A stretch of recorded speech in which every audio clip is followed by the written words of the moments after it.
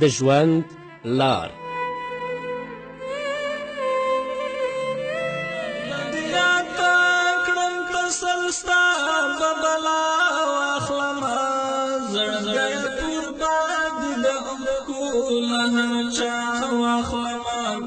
زړګی قربان د اوښکو له هر چا واخلمه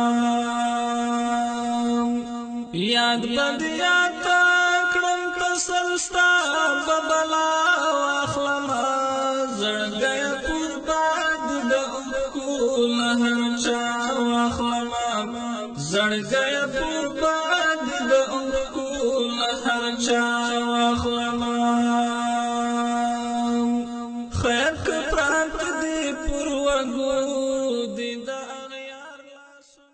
بسم الله الرحمن الرحيم. الحمد لله رب العالمين حمد الشاكرين. الصلاة والسلام على سيد الأنبياء والمرسلين سيدنا ونبينا وشفيعنا ومولانا محمد وعلى آله وأصحابه الطيبين الطاهرين.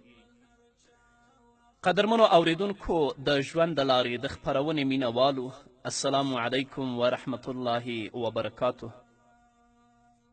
ستاسو روغتیا او خوشحالي د پاک رب نه غواړم،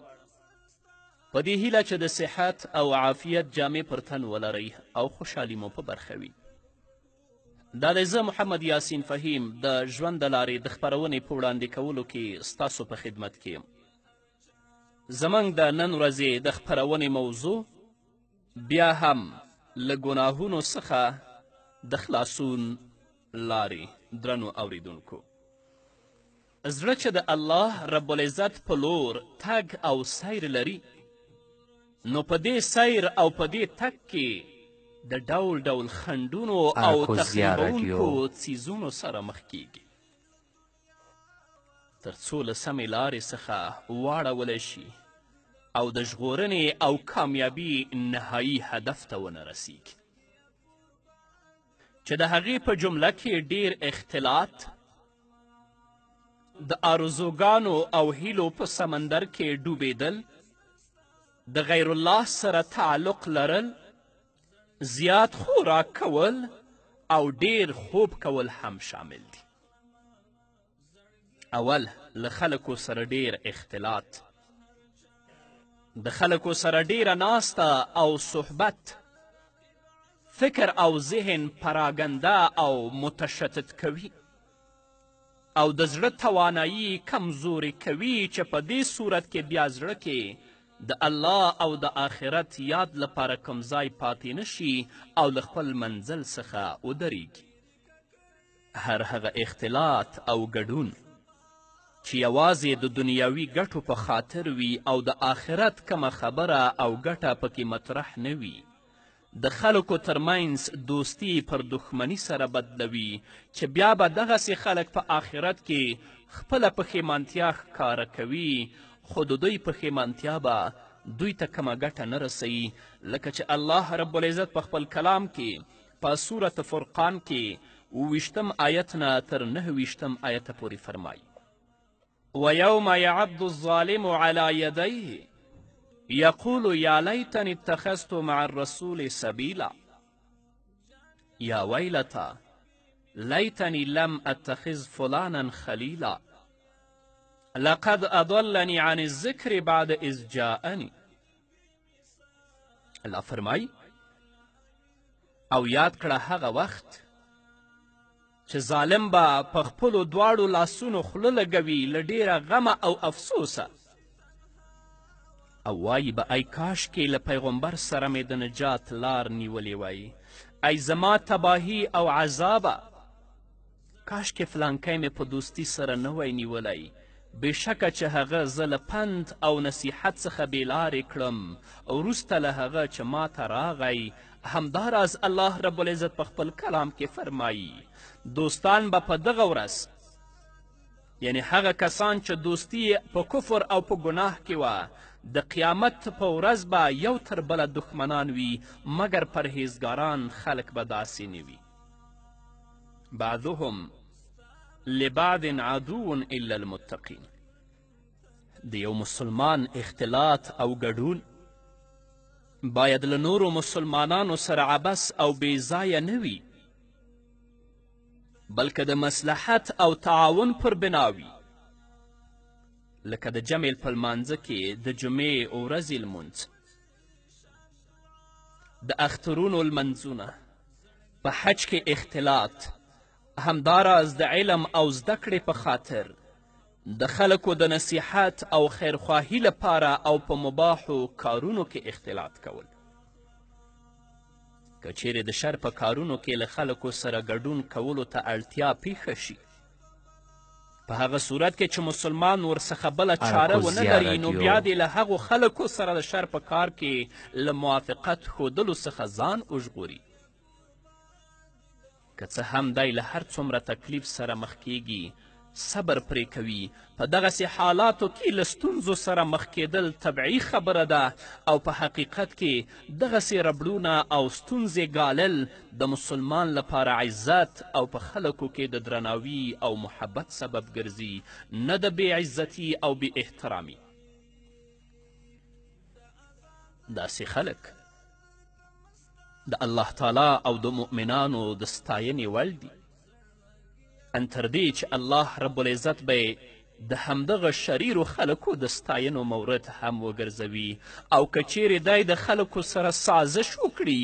له حق څخه تیر شي، نو په دغه صورت کې به الله ورڅخه ناخوښه شي او هغه خلک به ورڅخه هم ناخوښه کړي. ډیری مسلمانان حتی په نامه ملایان موږ ولیدل چې کفارو سره او د اسلام دشمنانو سره هغوی سازش وکړه او د حق نه تیر شول. د دوی په دې کړنه باندې الله رب العزت هم ترې ناراضه شي،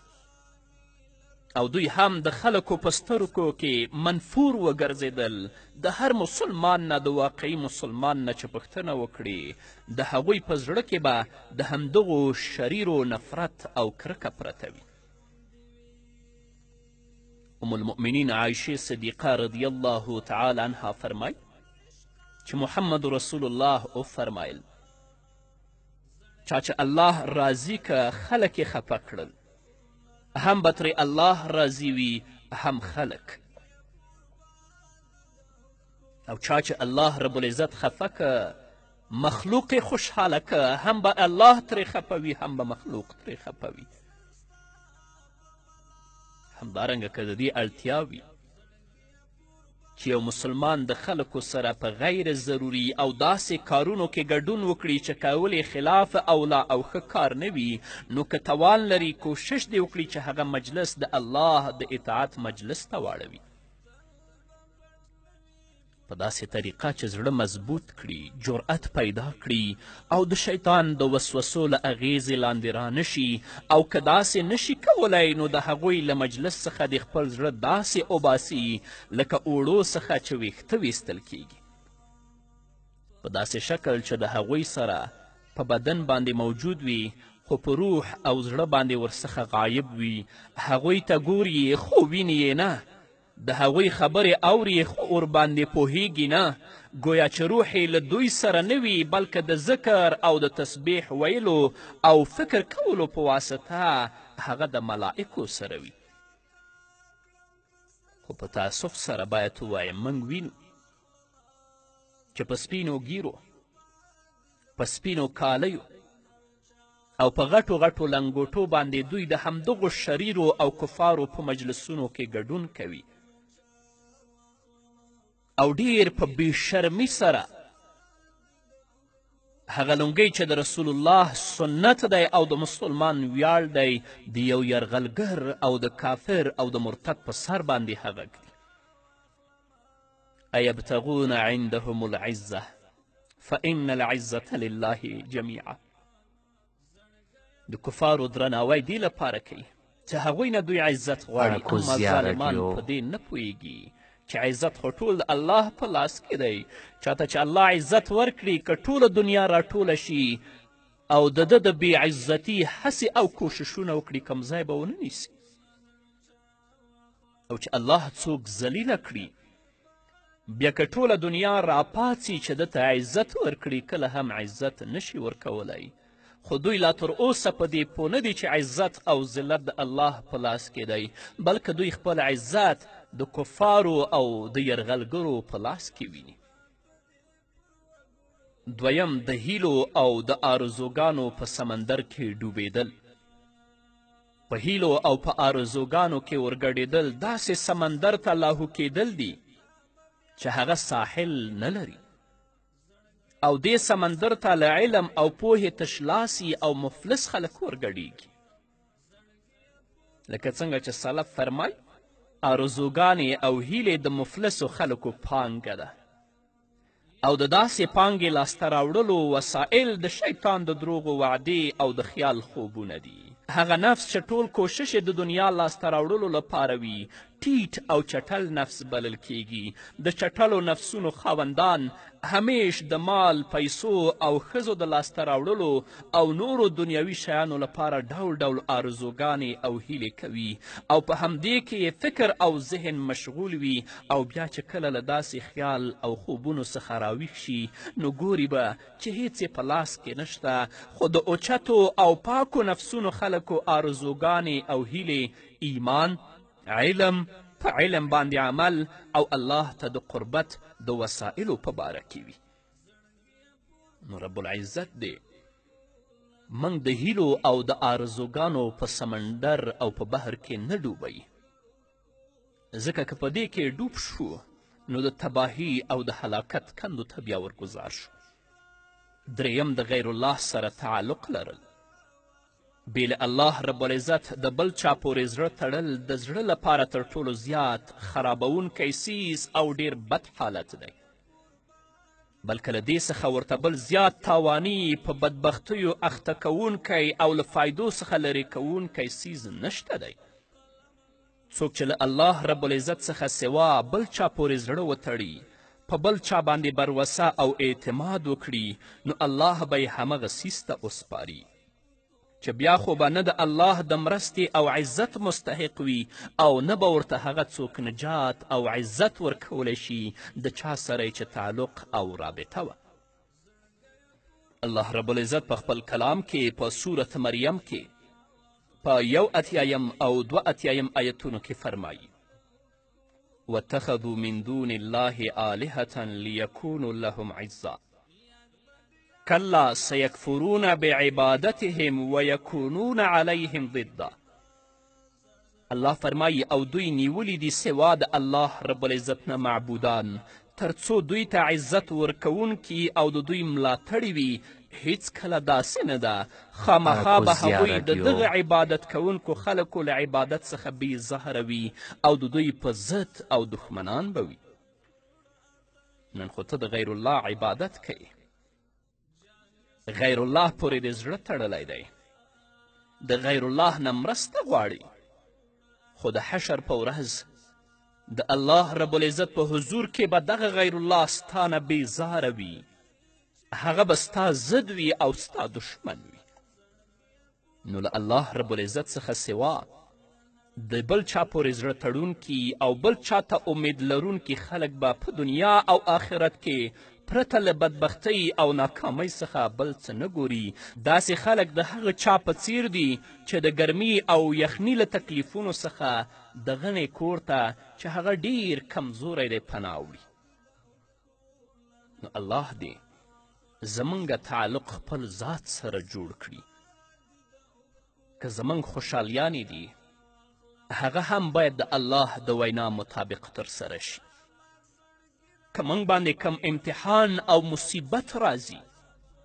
باید په هغه کې انا لله و انا الیه راجعون ووایو د الله د حکم او د الله د امر نه سرغړونه سرکشي او تیری ونه کړو ځکه قاضي الحاجات الله دی د خپل د حاجتونو حل د الله نه غواړئ مشکل کشا الله دی د خپل د مشکلاتو حل د الله نه غواړئ شافی الامراض الله دی د خپلو مریضانو شفا د الله نه غواړئ غیر الله نه ستاسو حاجت پوره کولی شي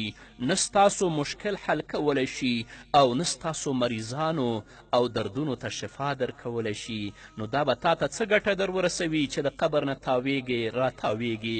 یا د بعضې جاهلو پیرانو پښو ته سجدې کوې. نه، رابطه د الله سره ټینګه که. په همدې هیله قدرمنو اوریدونکو نور به م واورو خو د یوې دمې نه وروسته. چې د ککرو هر په غاړه خال د وینو لري،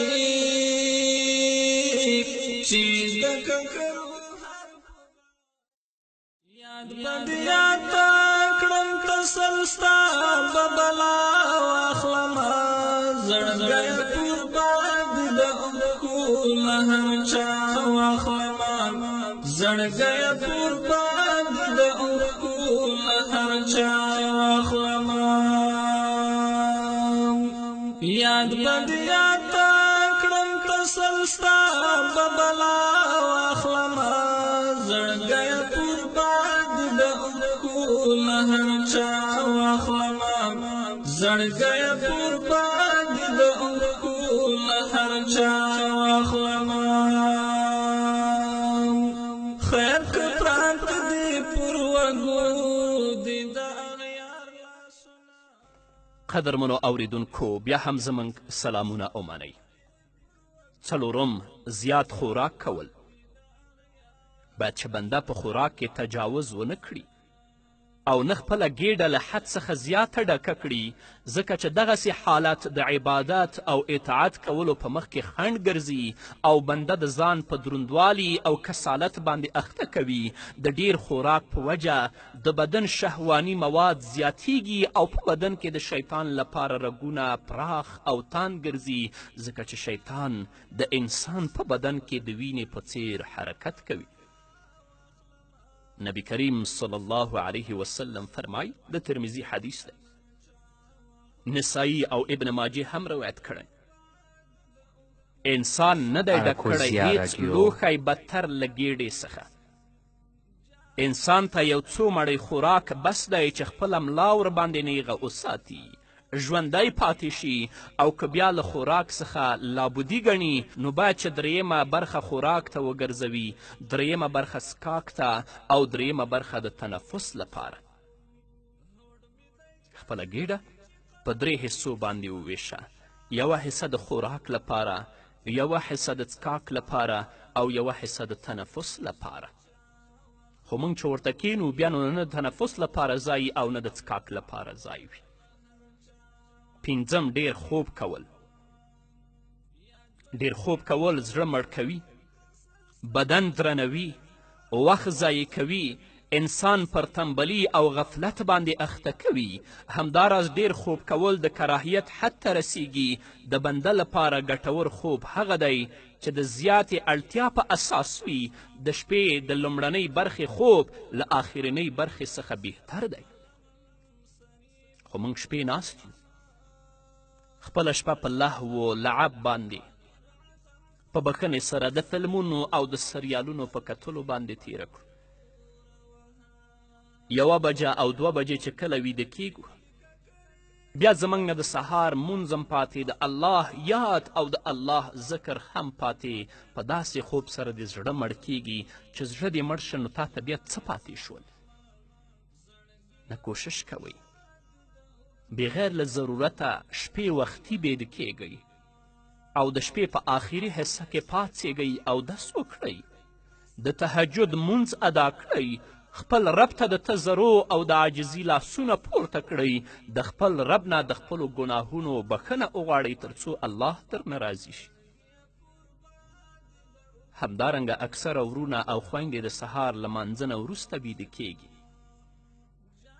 د سهار له مانځه څخه وروسته تر لمر ختلو پورې خوب کول مکروه دي، ځکه چې دا د ګټې لاسته راوړلو مهال دی او د سالکینو لپاره دغه وخت د سیر کولو یعنی د تګ کولو لپاره لوی امتیاز لري. تر دې که چیرې هغوی د شپې په اوږدو کې هم سیر کړی وي نو د لمر ختلو پورې ځانونو ته له سیر او د تګ څخه د وروسته کېدلو اجازت نه ورکوي دا ځکه چې دغه مهال د ورځې پیل دی دغه وخت روزي او برکتونه راځي او د خلکو ترمنځ تقسیمات کیږي او دا چې دغه مهال د ورځې کنجي او کلي ده نو پر نورې ټولې ورځې باندې اثر غورځیږي پس په دغه وخت کې خوب کول نه دي پکار او که څوک پکې خوب کوي نو باید چې هغه د زیاتې اړتیا په اساس وي همدارنګه قدرمنو اوریدونکو له زړه نه پرته د بدن هغه غړي چې په ګناه کولو او نه کولو یې اغیز زیات دی هغه ژبه ده غوږونه دي سترګې دي ګیډه ده او شرمګاه ده انشاءالله چې په راتلونکو خپرونو کې به د دې غړو د ساتنې لارې چارې تاسو ته په لنډه توګه وړاندې شي اول د ژبې ساتنه ژبه په غړو کې زیات سرکشي کوونکی نه تابع کیدونکی زیات تجاوز او فساد کوونکی غړی دی سفیان بن عبدالله رضی الله تعالی عنه وایي ما وویل ای د الله رسوله پر ما باندې له څه شي ډېر ویریږي د ترمذي حدیث دی محمد رسول الله خپله مبارکه ژبه ونیوله وی فرمایل له دې څخه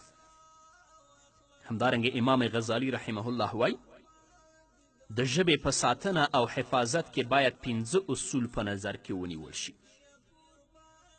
اول د ژبې سموالی د ژبې سموالی د نورو غړو سموالی دی او کوږوالی د نورو غړو کوږوالی دی نبی کریم صلی الله علیه وسلم فرمایي کله چې سهار مهال شي نو د بدن ټول غړي د ژبې تابع شي او ورته وایي له الله څخه وویرېږه که ته سمه شې نو موږ به هم سم شو او که ته کږه شې نو موږ به هم کاږه شو د دې معنا دا ده چې د ژبې غږېدل او خبرې کول د انسان په غړو کې د هغې د توفیق او یا ښویېدنې سبب ګرځي لکه څرنګه چې د دې رایې تایید د مالک بن دینار رحمه الله دا وینا کوي کله دی چې په زړه کې سختي او قساوت په بدن کې سستیا او په روزي کې محرومتیا ولیده نو په دې پوه شه چې په داسې څه کې دې خبره کړې ده چې فایده درته نه رسوي دویم خپل وخت دې وساته بېشکه چې زیاتره هغه څه چې انسان یې بې له ذکر د الله څخه وایي علی الاقل لغوه او بیکاره خبرې وي چې وخت ورباندې ضایع کیږي سلف صالحین لیکي چې کله د حسان بن ابي سنان رحمه الله په یوې کوټې باندې تیرېدلو شو نو وی ویل څومره وخت کیږي چې دا جوړه شوې ده بیا خپل ځان ته مخاطب شو او وی ویل ای دوکه ورکوونکیه نفسه ته د هغه څه په باره کې ولې پوښتنه کوې چې فایده درته نه رسوي بیا یې ځان په څه وخت روژې نیولو باندې مجازات کړه دریم د نیکو عملونو ساتنه که څوک خپله ژبه ونه ساتي زیاتې خبرې وکړي نو هرومرو به د خلکو په عیب ویلو کې اخته کیږي او په عیبونو کې غیبت کول د داسې تباه کوونکي تندر حیثیت لري چې طاعتونه سوځي او لکه څنګه چې ویل شوي دي څوک چې د خلکو غیبت کوي مثال د هغه چا دی چې منجنیقې نصب کړی وي او په څلورو طرفونو لویدیځ ختیځ شمال او جنوب کې ورباندې خپلې نیکي ولي حسن بصري ته وویل شو چې ای د سعید پلاره فلانکي ستا غیبت کړی دی نو هغه غیبت کوونکي ته یو لګن خرما ولیږله دا خبرې هم ورولېږو چې تا ماته خپلې نیکي ډالۍ کړي دي پس دا ما خوښه وګڼله چې د هغې بدله درکړم او کله چې د عبدالله بن مبارک رحمه الله په وړاندې د غیبت یاد وشه نو هغه ویل که چیرې زه د چا غیبت کوونکی وی نو خامخا به مې د خپلې مور غیبت کړی وی ځکه چې هغه زما د نیکیو ښه حقداره ده څلورم له دنیوي آفتونو څخه سلامتیا لکه څرنګه چې سفیان رحمه الله ویلي دي په ژبه دې هغه څه مه وایه چې خپل غاښونه ورباندې ماتوي او یو بل عالم ویلي دي ژبه دې مه پرانیزه چې کار به دې خراب کړي او په یو بیت کې راغلي ژبه دې وساته ویل مه کوه چې په آزمایښت او مصیبت کې به واقع شي احفظ لسانك لا تقول فتبتلي ان البلاء موکل بالمنطق بېشکه چې مصیبت په ویلو یعنې د خبرو په ځای باندې مقرر دی پنځم د آخرت آفتونه او عذابونه یادول ستا وینا به یا خو حرامه وي او یا به بېفایدې وي که حرامه وي نو په هغې سره به د آخرت له داسې عذاب سره مخ کیږي چې توان به یې نه لري، او که خبرې دې بې فایدې وي نو عملنامه به دې بې ځایه ډکه کړي چې ته به بیا دغسې عملنامه د الله په وړاندې د خلکو او ګواهانو په حضور کې لولې، نو باید هغه وخت را په یاد کړي او عملنامې ته دې داسې څه ونه لیږي چې بیا پرې شرمیږي او په لوستلو بیا حیا درځي. نو الله رب العزت دې زموږ د غړو په ځانګړې توګه د ژبې ساتنه وکړي تر څو الله رب العزت د دنیا او د آخرت کامیابیانې را په برخه کړي. په همدې هیله قدرمنو اوریدونکو دا وه زموږ د نن ورځې خپرونه چې ستاسو درانه حضور ته وړاندې شوه. تر بلې خپرونې پورې چې زه بیا هم ستاسو درانه حضور ته راځم، تاسو ټول په لوی او بخښونکي الله سپارم. پاتې ژوند مو نیکمرغه، ښاد، بریالي او کامیاب اوسئ.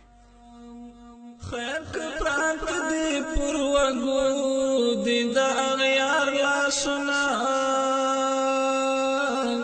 خیر که پراته دی پر وږو دی د اغیار لاسونه، وخت به د وخت لاسونه غوڅ کړي تا به بیا واخلمه، زړګی پر باندې د اوښکو له هر چا واخلمه، زړګی پر باندې د اوښکو له هر چا واخلمه، یاد به د یاد کړم که څه ستا به بلا واخلمه، زړګی پر باندې د اوښکو له هر چا واخلمه، زړګی پر باندې د اوښکو له هر چا